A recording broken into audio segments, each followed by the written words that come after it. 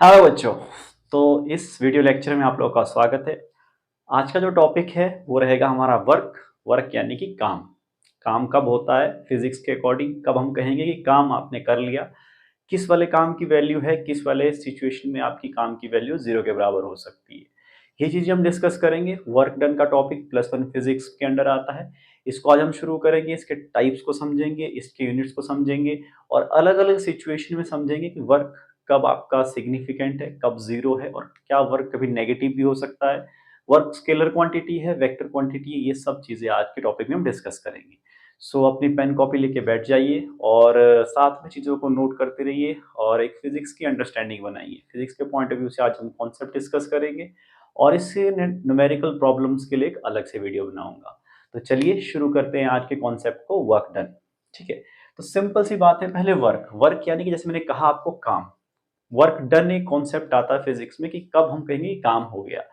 इसका अगर simple simple words में कहना चाहूं मैं कि हम कहते हैं वर्क डन तब होगा जब आप किसी ऑब्जेक्ट पे फोर्स लगाते हो और उस ऑब्जेक्ट में उसी डायरेक्शन में डिस्प्लेसमेंट हो जाता है।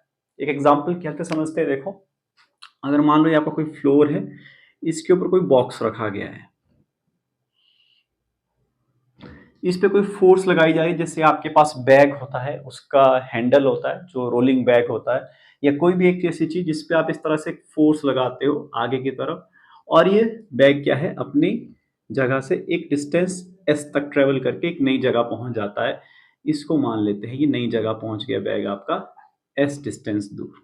ये कोई भी बैग है और इस पे जो फोर्स लगाई थी एफ, तो हम कहेंगे कि आपने कुछ काम किया, इस बॉक्स पे काम किया। ये जो आपका बॉक्स था इस पे आपने कुछ काम किया और ये ऑब्जेक्ट अपनी जगह से यहां तक पहुंच गए। ये सबसे सिंपलेस्ट डेफिनेशन है वर्क डन की। If there is a displacement in the direction of applied force, तो हम कहेंगे उसको कि उस ऑब्जेक्ट पे काम हुआ।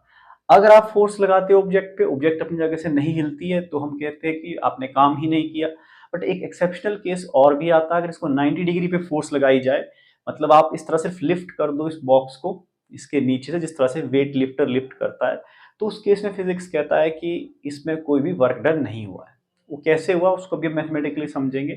पहले हम यहाँ से जरा एक वर्क डन के लिए अपना एक फॉर्मूला निकालने की कोशिश करते हैं कि ये जो सिचुएशन है अब इसको मैथमेटिकली कैसे रिप्रेजेंट किया जाए, या फिर मैथमेटिक्स हमारी क्या हेल्प करेगा वर्क डन निकालने में।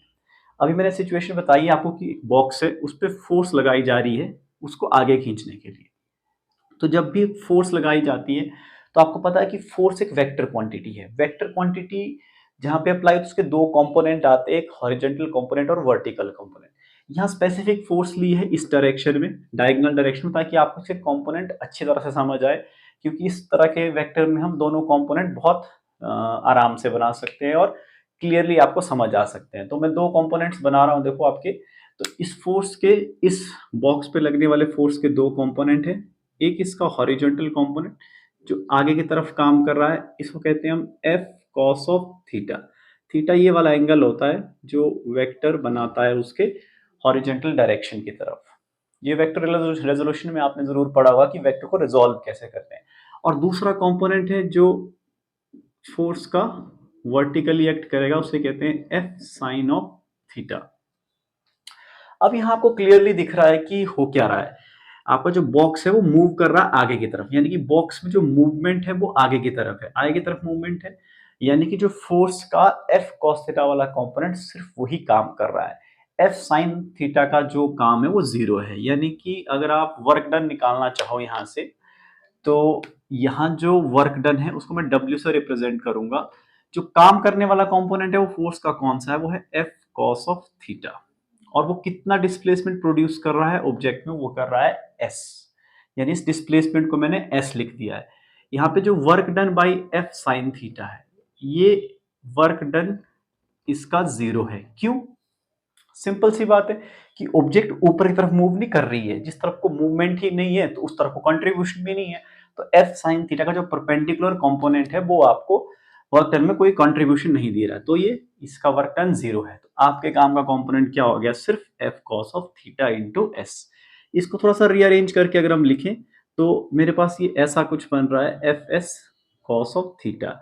यहाँ ये ध्यान रखना कि जो एस है this is representing the displacement. Displacement इसलिए क्योंकि यहाँ पे डायरेक्शन मैटर करती है कि जिस तरफ को फोर्स लगाई जा रही है उसी तरफ को ही डिस्टेंस ट्रेवल किया गया है, तो एक स्पेसिफिक डायरेक्शन के साथ हम इसको डिस्प्लेसमेंट कहेंगे। अगर आपको ये एक्सप्रेशन अब जब हमने यहाँ बना लिया है F cos of theta, F S cos of theta, तो यहाँ से आपको एक चीज याद आ रही होगी डॉट प्रोडक्ट की, याद आनी चाहिए वैसे डॉट प्रोडक्ट की, कि ऐसा एक्सप्रेशन बनता है जब हम दो वेक्टर्स का डॉट प्रोडक्ट लेते हैं, ए डॉट बी जब लेते हैं तो A B cos of theta बनता है। यहाँ ध्यान रखना आपने जो एंगल बन रहा है वो हॉरिजॉन्टल डायरेक्शन के साथ बन रहा है, तो ये थीटा एंगल है एस के साथ भी बनेगा, एफ कॉस थीटा के साथ भी बनेगा और एस के साथ भी बनेगा। तो यहाँ से आपको डॉट प्रोडक्ट याद आना चाहिए। तो यहाँ से जो फाइनल एक्सप्रेशन में शॉर्ट फॉर्म में लिखना चाहूँ वर्क डन का, तो ये बनेगा एफ वेक्टर का डॉट प्रोडक्ट एस के साथ, F dot S is called the work done. तो आप सिंपल लैंग्वेज में कहोगे dot product of the applied force and the displacement is called the work done. ये मैथमेटिकल डेफिनेशन है। यहाँ से वर्क डन देखो यहां से, क्योंकि आपको पता है डॉट प्रोडक्ट जब भी होता है, डॉट प्रोडक्ट क्या देता है आपको, dot product of F and S, ये क्या बताएगा आपको, ये हमेशा ही एक स्केलर क्वांटिटी देगा आपको, क्योंकि किसी भी कोई भी दो वेक्टर्स की जो डॉट प्रोडक्ट है आपको स्केलर क्वांटिटी देगा। इसका मतलब वर्क क्या हो गया, वर्क डन एक स्केलर क्वांटिटी होगी। स्केलर का मतलब आपका जो वर्क डन का आंसर आने वाला है वो हमेशा ही क्या आने वाला है, एक स्केलर वैल्यू आने वाली है, एक डेफिनेट वैल्यू आने वाली है। अब एक क्वेश्चन से करके देखते हैं। फॉर एग्जांपल आपको फोर्स किसी वेक्टर फॉर्म में दिए 2i cap plus 3j cap plus 2k cap, आपको कहा किसी ऑब्जेक्ट पे इतनी फोर्स लगाई गई और उसमें जो डिस्प्लेसमेंट प्रोड्यूस हुई, ये भी एक वेक्टर है, डिस्प्लेसमेंट भी वेक्टर फॉर्म में रिप्रेजेंट होगी। तो सपोज करते हैं उसमें आई कैप प्लस 2j कैप और 4k कैप का डिस्प्लेसमेंट प्रोड्यूस होता है। अब आपको कहा जाता है वर्क डन निकालिए। ये बहुत सिंपल सा एग्जांपल दे रहा हूं मैं शुरुआत के लिए, ताकि आपको डॉट प्रोडक्ट भी रिवाइज हो जाए और वर्क डन निकालना भी आ जाए। तो आप क्या करोगे, एफ और एस का सिंपली डॉट प्रोडक्ट निकालोगे, और डॉट प्रोडक्ट में क्या आई के साथ कुछ नहीं है तो 1 है। डॉट प्रोडक्ट में क्या देखते हैं हम, आई और आई के कंपोनेंट्स को मल्टीप्लाई करते हैं आपस में, बट आई को नहीं लिखते हैं। 2 इंटू 1 प्लस 3 इंटू 2, जे और जे को भी मल्टीप्लाई करेंगे, ऐड करते जाएंगे साथ में, और 2 इंटू 4 के कंपोनेंट्स को भी आपस में मल्टीप्लाई करेंगे और ऐड करते जाएंगे। आई जे के नहीं लिखेंगे क्योंकि डॉट प्रोडक्ट में आपके पास आई और आई का जो डॉट प्रोडक्ट है वो 1 आता है, इसलिए क्या है इसमें कि फाइनल आंसर में आई जे के आपको नहीं दिखते हैं। जे डॉट जे भी 1 होता है, के डॉट के भी 1 होता है। तो वहां से हमारे पास जो लास्ट आंसर है इसकी वजह से एक स्केलर वैल्यू आती है 2 into 1 2, 3 2s are 6 and 4 2s are 8, 6 plus 2 8, 8 plus 8 16। अभी हमने वर्क के यूनिट की बात नहीं की है तो यहीं से स्टार्ट करते हैं। वर्क का यूनिट होता है जूल, जे लिखेंगे उसको। वर्क का जो एसआई यूनिट है जूल। तो ये आपका वर्क डन आता है फोर्स का, सॉरी किसी फोर्स के कॉरेस्पॉन्डिंग डिस्प्लेसमेंट का। एक सिंपल सा एग्जांपल है। वर्क डन को हम dot product of force and displacement के तौर पे देखते हैं, और डॉट प्रोडक्ट स्केलर होता है इसलिए इसकी वैल्यू भी क्या है, तो वर्क डन क्या है आपके पास, एक स्केलर क्वांटिटी। तो ये आपको ध्यान रखना चाहिए कि वर्क डन एक स्केलर क्वांटिटी है। अब इसके यूनिट की बात करते हैं कि यूनिट देखो, जिसमें अभी यहाँ इंट्रोड्यूस कर दिया है। वैसे तो यूनिट क्या होगा इसका, पहले तो हम एसआई यूनिट की बात करते हैं। एसआई यूनिट आपके पास क्या रहने वाला है, हिंट मैंने दे दी है शुरू में ही, हिंट रहने वाली है जूल, JOULE जूल। इसको हम जब पूरा नाम लिखते तो छोटा लिखते हैं और सिंबल की फॉर्म में तो लेटर कैपिटल रखना है। और यहीं से हम सीजीएस यूनिट भी साथ में डिफाइन कर लेते हैं। सीजीएस यूनिट क्या होगा इसका, अर्ग, ERG अर्ग। तो इस तरह के इनके यूनिट्स है। एक जूल, अगर एक जूल को डिफाइन करना है तो आप आराम से यहां से डिफाइन कर सकते हो। देखो 1 जूल, किसी भी 1 क्वांटिटी को डिफाइन करना है तो जूल होता है फोर्स इंटू डिस्प्लेसमेंट, तो वो कितना आएगा 1 न्यूटन इंटू 1 मीटर।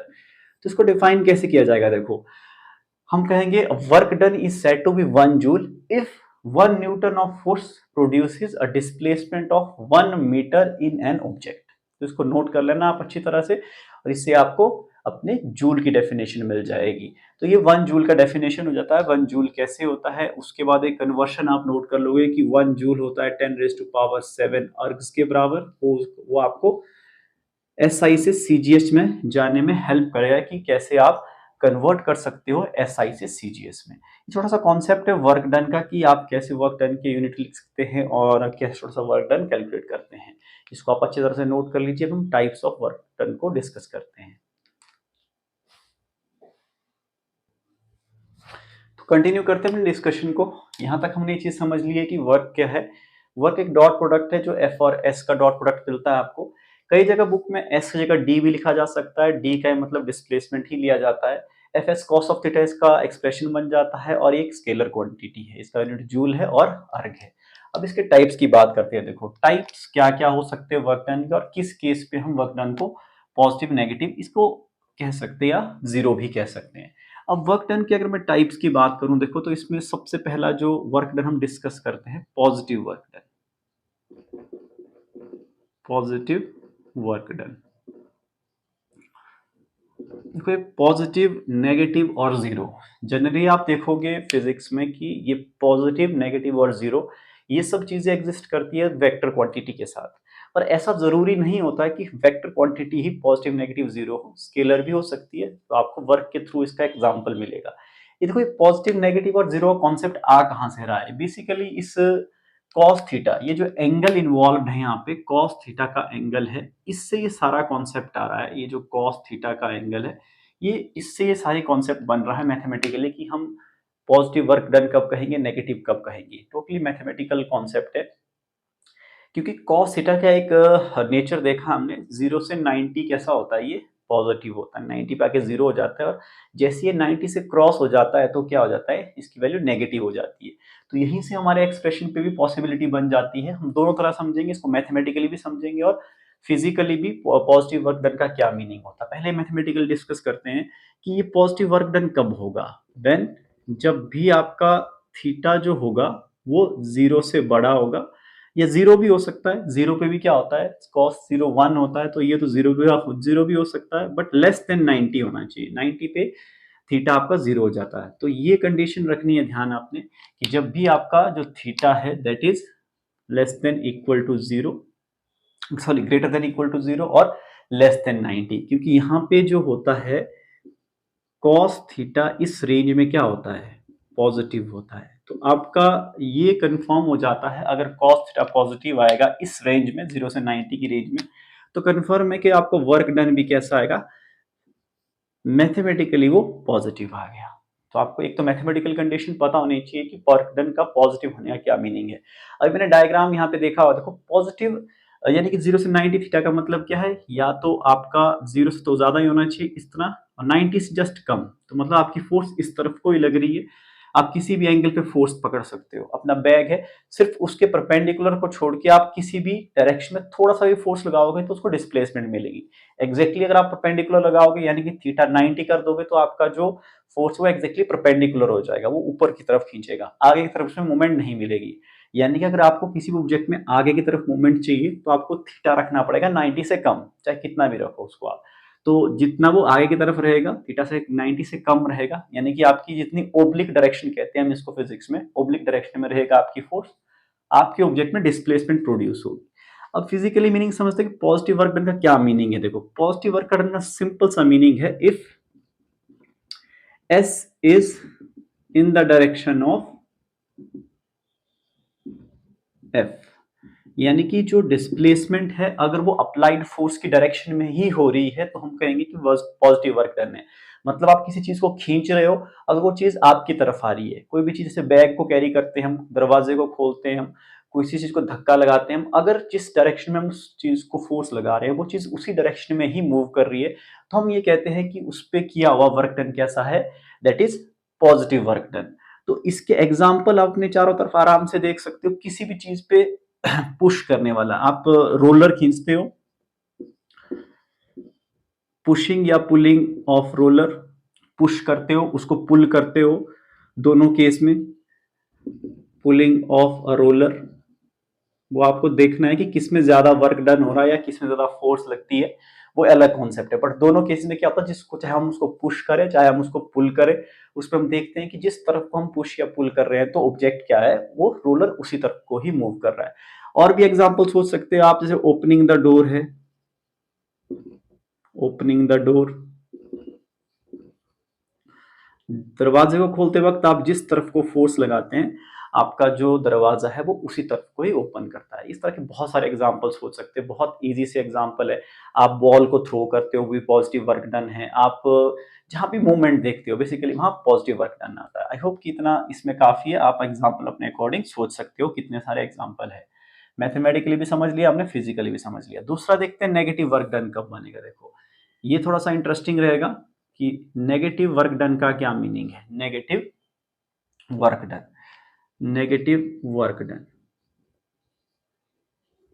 जैसे कि मैंने आपको कहा, देखो ये जो नेगेटिव पॉजिटिव का जो भी कॉन्सेप्ट है, सारा कॉन्सेप्ट आया है कॉस थीटा की वजह से, क्योंकि कॉस थीटा की रेंज की बात है। तो इसमें जो रेंज बनने वाली है आपके पास, रेंज कहाँ से आगे जाएगी, रेंज जाएगी जब भी आपका जो थीटा है वो कम से कम 90 से तो बड़ा ही होना चाहिए, 90 से बड़ा होना चाहिए और 180 से छोटा होना चाहिए। कॉस पाई पे भी 180 होता है, और जिसको हम ओब्ट्यूस कहते हैं, 90 से बड़ा होना चाहिए। कॉस 90 के बराबर भी, कॉस 180 के बराबर भी हो तब भी ठीक है, कि कॉस 180 भी -1 के बराबर ही होता है। तो इस रेंज में क्या होता है, इस बेसिकली इस रेंज में आपका कॉस थीटा नेगेटिव हो जाता है। इसलिए जब भी आप इस रेंज में कोई भी एंगल सब्स्टिट्यूट करोगे तो होगा क्या, बेसिकली वर्क डन आपका नेगेटिव आएगा। तो यही नेगेटिव वर्क डन का मैथमेटिकली लॉजिक है। और अगर फिजिकली इस चीज को समझोगे तो कहने का मतलब क्या है, देखो कहने का मतलब है थीटा जो एंगल होता है वो होता है फोर्स और डिस्प्लेसमेंट के बीच में। अब आप फोर्स लगा रहे हो आगे की तरफ, और ये एंगल थीटा क्या बन रहा है, पीछे की तरफ। यानी कि अगर आपकी फोर्स के ऑपोजिट अगर डिस्प्लेसमेंट होने लग पड़े तो हम कहते हैं कि वर्क डन नेगेटिव है। तो ये नेगेटिव वर्क डन का क्या मतलब होगा, if S is opposite, opposite to F. Applied force से ऑपोजिट होगा जब भी एस डिस्प्लेसमेंट, तो हम कहेंगे कि वर्क डन नेगेटिव है। इस तरह के एग्जाम्पल सोचना आपके लिए थोड़ा सा मुश्किल होगा कि ऐसा कैसे हो गया कि हमने फोर्स आगे की तरफ लगाई और डिस्प्लेसमेंट पीछे की तरफ हुई। तो ये नेचुरली ये चीज वैसे पॉसिबल नहीं है। इसमें जो फोर्सेस इन्वॉल्व होती है, जैसे कि जो फ्रिक्शनल फोर्स है वो इसका बेस्ट एग्जाम्पल है। जैसे कि इसी एग्जाम्पल में अगर हम करें तो फोर्स इस तरफ को लगा रहे हैं, तो एक फ्रिक्शनल फोर्स है जो इसके सरफेस के कांटेक्ट में लग रही है। वो फोर्स क्या होती है, वो हमेशा ही ऑपोजिट होती है अप्लाइड फोर्स से। तो इसमें हमारी जो डायरेक्ट अप्लाइड फोर्स है उसका वर्क डन नहीं आएगा। इसमें एग्जांपल आएगा जैसे कि work done by the frictional force, work done by the frictional force, frictional force ये एक एग्जांपल है इसका, कि फ्रिक्शनल फोर्स हमेशा ही अप्लाइड फोर्स से ऑपोजिट होती है। तो जो फ्रिक्शन है वो उसको पीछे की तरफ खींचना चाहता है। जो भी फ्रिक्शन जो है पीछे की तरफ मूवमेंट हो रही है उसको हम नेगेटिव वर्क डन कहते हैं। एक और एग्जांपल है कि अगर किसी ऑब्जेक्ट को हम ऊपर की तरफ थ्रो करते हैं, अगर ये आपका बॉल है, इसको ऊपर की तरफ थ्रो किया जा रहा है, और बाद में जब ये इस तरह से बॉल ऊपर जाके एक पॉइंट के बाद यहाँ से नीचे आएगा इसी ग्राउंड तक, तो यहाँ पे आपको दोनों एग्जांपल देखने को मिलेंगे, पॉजिटिव और नेगेटिव। एक बात आपको पता है कि जो ग्रेविटेशनल फोर्स है वो हमेशा क्या एक्ट कर रही है, नीचे की तरफ कर रही है, वो नेचुरल फोर्स है ना। अब हमारी जो अप्लाइड फोर्स है वो कहाँ है, ये हमारी अप्लाइड है, एफ ए अप्लाइड फोर्स, वो तो ऊपर की तरफ है। अब उसकी डिस्प्लेसमेंट भी क्या है, ऊपर की तरफ है। बट ये जो ग्रेविटी है ये इसको नीचे खींचना चाहती है। तो जो यहाँ पे work done by the gravitational force होगा वो नेगेटिव होगा। क्यों, क्योंकि ग्रेविटी नीचे की तरफ, ग्रेविटेशनल फोर्स नीचे की तरफ एक्ट कर रही है, बट डिस्प्लेसमेंट उसके ऑपोजिट जा रही है। तो इसमें दूसरा एग्जाम्पल बन सकता है कि दूसरा एग्जाम्पल बनेगा कि work done by the gravitational force, work done by gravitational force, gravitational force when object is thrown upward, जब उसको ऊपर की तरफ फेंका जा रहा है। ये ध्यान रखना कि हमेशा नहीं होगा। और जब वो नीचे आएगी ऑब्जेक्ट तब क्या है, तब ग्रेविटेशनल फोर्स भी नीचे की तरफ ही एक्ट कर रही है और उसका डिस्प्लेसमेंट भी क्या है, वो नीचे की तरफ है। जब वो फ्री फॉल के दौरान है तब वो ऑब्जेक्ट के ऊपर वर्क डन है वो पॉजिटिव होगा, तब नेगेटिव नहीं होगा। तो यहीं पे आप देखोगे यहाँ पे जो इसका वर्क डन है ग्रेविटेशनल फोर्स का, इस केस में नेगेटिव है, और इस केस में उसका जो वर्क डन है नीचे की तरफ है, तो वो कैसा हुआ, वो पॉजिटिव वर्क डन है। क्योंकि इस बार आपका जो ग्रेविटेशनल फोर्स है वो उसी डायरेक्शन में लग रही है और डिस्प्लेसमेंट भी उसी डायरेक्शन में लग रही है। इस तरह के नेगेटिव फोर्सेस के एग्जांपल्स आपके नेचर में बहुत सारे और एग्जिस्ट कर सकते हैं। आप खुद सोचने की कोशिश कीजिए, थोड़ा सा रिसर्च कीजिए कि नेगेटिव वर्क डन के एग्जांपल आपको और कहाँ मिल सकते हैं। अभी के लिए इसको नोट कर लीजिए, हम जीरो वर्क डन डिस्कस करते हैं।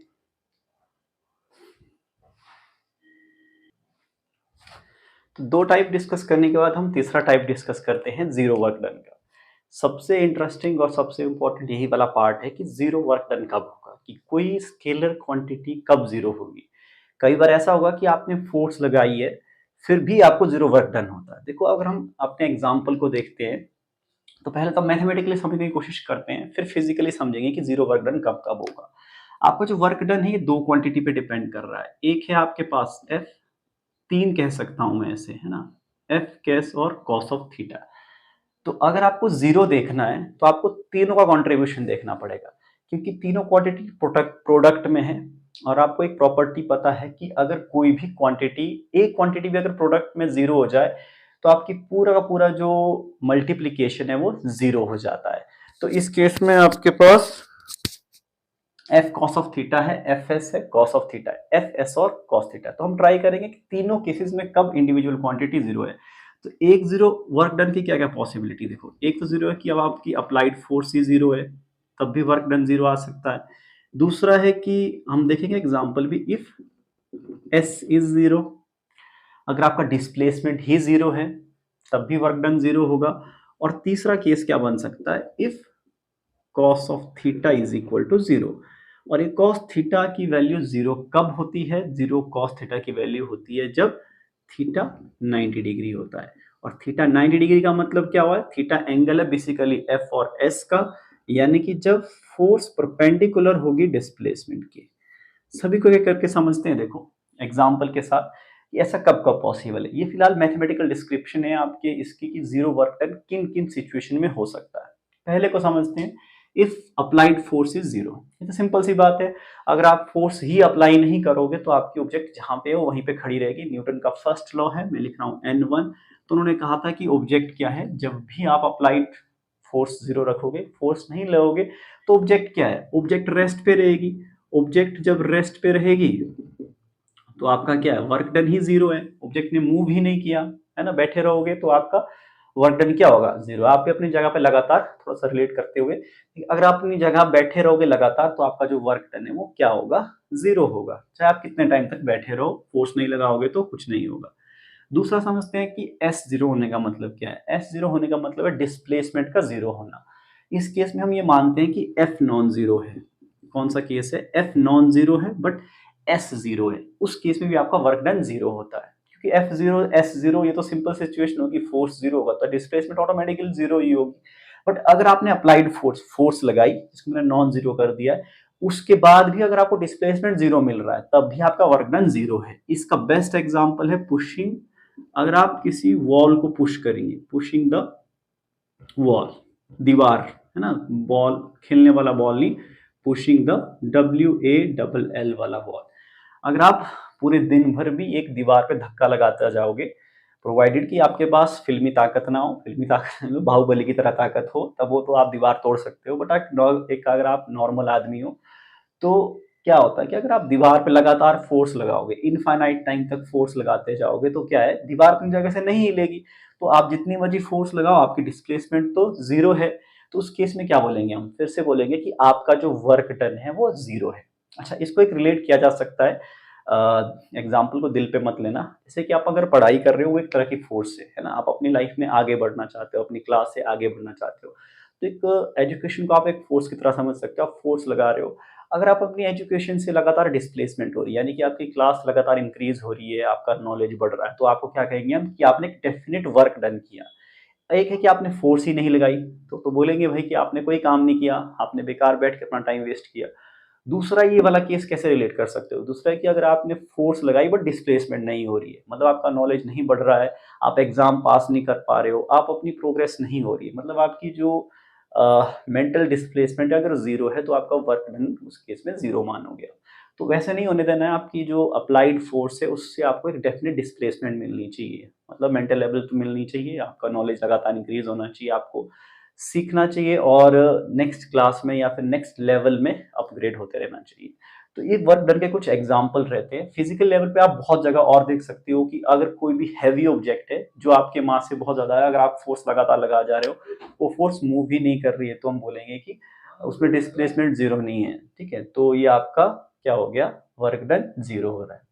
तीसरी बात कर रहे हैं हम एंगल की बात, जब कॉस थीटा है और थीटा 90 डिग्री है। 90 डिग्री, ये एग्जाम्पल थोड़े से इंटरेस्टिंग रहते हैं कि जब आपकी फोर्स अप्लाई हो रही है और वो डिस्प्लेसमेंट के परपेंडिकुलर है। इसमें थोड़ा धोखा वाली बात है कि एक्चुअल में आपको लगेगा कि वर्क डन हो गया है, बट मैथमेटिकली कोई वर्क डन नहीं होता। इसका बेस्ट एग्जांपल है, अगर कोई यहाँ पे लिफ्ट है, लिफ्ट कर रहा है, वेट लिफ्टर है, सपोज करो वो 100 kg का वेट इस तरह से उठा के जस्ट खड़ा हुआ है ना, खड़ा हुआ है। एक्चुअल में जो उसके मसल्स है वो तो थकेंगे, बट ये जो फोर्स बनेगा, देखो ये क्या बनेगा, उसका अप्लाइड फोर्स है वो ऊपर की तरफ है, बट डिस्प्लेसमेंट कुछ नहीं है ना, उस डायरेक्शन में डिस्प्लेसमेंट नहीं हो रहा है, उसका फोर्स है। ये ऑब्जेक्ट में क्या है, डिस्प्लेसमेंट जहाँ टाइम के साथ है वो वहीं की वहीं पे रुकी हुई है, वो चाहे कितने टाइम तक उसको होल्ड करके रखे।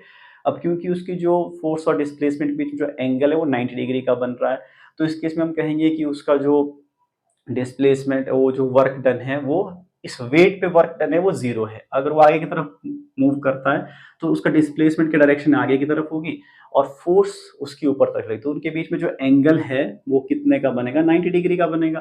तो हम कहेंगे कि इसने इसके ऊपर कोई वर्क डन नहीं किया। यही एग्जांपल कुली वाला दिया जाता है कि कुली जब अपने सिर पे कोई चीज उठा के जाता है तो उसका जो फोर्स अप्लाइड है वो उस ऑब्जेक्ट के परपेंडिकुलर होती है, जबकि वो मूव आगे की तरफ करता है।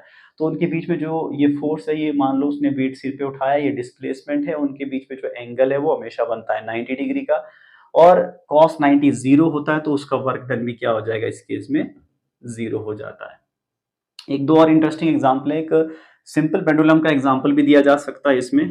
सिंपल पेंडुलम आपको पता है कि ऑब्जेक्ट होती है इस तरह का, एक बॉब या बॉल आप कह सकते हो, ये एक स्ट्रिंग लगी होती है उसमें, और ये इन एक्सटेंसिबल स्ट्रिंग होती है, मतलब खींची नहीं जाती है। अब जब इसकी ऑसिलेशन होगी, इसकी स्ट्रिंग की लेंथ एल मानेंगे, अगर यहाँ पे पहुंचती है तो हम मानते हैं जो इसकी ऑसिलेशन है कर्व में होगी, है ना, कर्व पाथ में होगी, और ये इसका रेडियस की तरह काम करती है लेंथ, और इसका जो डिस्प्लेसमेंट वो टेंजेंशियल डिस्प्लेसमेंट है, जो भी डिस्प्लेसमेंट वो टेंजेंशियल है। और एल और इसके बीच में जब भी एंगल, सर्कल का रूल कहता है कि रेडियस और टेंजेंट के बीच में जो एंगल है वो 90 डिग्री का बनता है। तो इस स्ट्रिंग का इस बॉब पे किया हुआ वर्क डन, ये जो एंगल होता है ये भी क्या होता है, ये हमेशा 90 डिग्री का ही होता है। तो यहाँ पे भी थीटा 90 डिग्री आ जाएगा, 90 डिग्री आ जाएगा, और cos 90 आपको पता है वो जीरो होता है, तो वर्क डन इस केस में भी आपके पास जीरो होता है। तो ये कुछ सिचुएशंस है जहाँ पे वर्क डन जीरो हो सकता है। तो ये ध्यान रखना है कि आपका जो वर्क डन है, आपका जो फोर्स है, वो एक डेफिनेट डायरेक्शन में होनी चाहिए जो आपको एक सिग्निफिकेंट डिस्प्लेसमेंट दे। अगर आपको वर्क डन के कॉरेस्पॉन्डिंग डिस्प्लेसमेंट नहीं मिल रही है, अगर आप जहाँ पे अपना वो एफर्ट लगा रहे हो, अगर वहाँ आपको ग्रोथ नहीं मिल रही है, प्रोग्रेस नहीं मिल रही है, तो आपका वर्क डन जीरो हो सकता है। तो इस चीज़ का ध्यान रखिए, फोर्स सही डायरेक्शन में लगाइए और अपने वर्क डन को सिग्निफिकेंट बनाइए, पॉजिटिव वर्क डन की तरफ देखिए। बाकी फिजिक्स है, फिजिक्स के अकॉर्डिंग हमने कॉन्सेप्ट डिस्कस कर लिया आज, पॉजिटिव नेगेटिव कब होता है, वर्क डन एक स्केलर क्वांटिटी है और इसका यूनिट जूल है होता है, और इसके तीन वैल्यूज पॉजिटिव, नेगेटिव और जीरो हो सकते हैं। अलग अलग एग्जाम्पल डिस्कस किए। और यहाँ पे एक चीज और नोट करवा देता हूँ मैं लास्ट में जाते जाते, यहाँ जो फोर्स थी, हमने जितने भी बार बार फोर्स फोर्स वर्ड यूज किया, ये कांस्टेंट फोर्स मानते हैं हम, कि जब भी हम ऑब्जेक्ट पे फोर्स लगा रहे हैं, इस वाले एक्सप्रेशन में जो लगने वाली फोर्स थी वो एक कांस्टेंट फोर्स थी, मतलब अगर आप उसमें वेरिएबल नहीं है, फोर्स को बीच बीच में कम ज्यादा नहीं कर रहे हैं, उस तरह की फोर्स है ये। अगले वाले चैप्टर है, अगले वाले वीडियो में हम डिस्कस करेंगे, अगर ये फोर्स वेरिएबल होती है तब आप वर्क डन कैसे कैलकुलेट करोगे, क्या ये तब स्केलर प्रोडक्ट वाला फॉर्मूला अप्लाई होगा या नहीं होगा, क्योंकि ये कांस्टेंट फोर्स के लिए अप्लाई होता है। जैसे एग्जांपल हमने देखा कि एफ हम पहले से फिक्स करके रख दे रहे हैं, उसके कंपोनेंट हमने फिक्स करके रख दिए, तब हम ये फॉर्मूला अप्लाई कर पा रहे हैं। अगर आपका एफ ही वेरिएबल है तब आप कैसे निकालोगे वर्क डन, वो हम आने वाले क्लासेस में देखेंगे। तब तक आप positive, negative, zero work done के कुछ और एग्जांपल सोचिए, अपनी बुक को स्टडी कीजिए, और इसका जो एक मैथमेटिकल छोटा सा बेस हमने बना लिया वर्क डन का, उसको आप मेंटेन कीजिए, ताकि आने वाले जो हमारे क्लासेस हैं उनमें कुछ हम वर्क डन से रिलेटेड प्रॉब्लम्स को सॉल्व कर पाएँ, और वेरिएबल फोर्स से जो वर्क डन करेगी ऑब्जेक्ट पे, उसको हम नेक्स्ट क्लास में डिस्कस करेंगे। तब तक आप इस चीज़ को रिवाइज कीजिए और अपनी स्टडी करते रहिए। Thank you.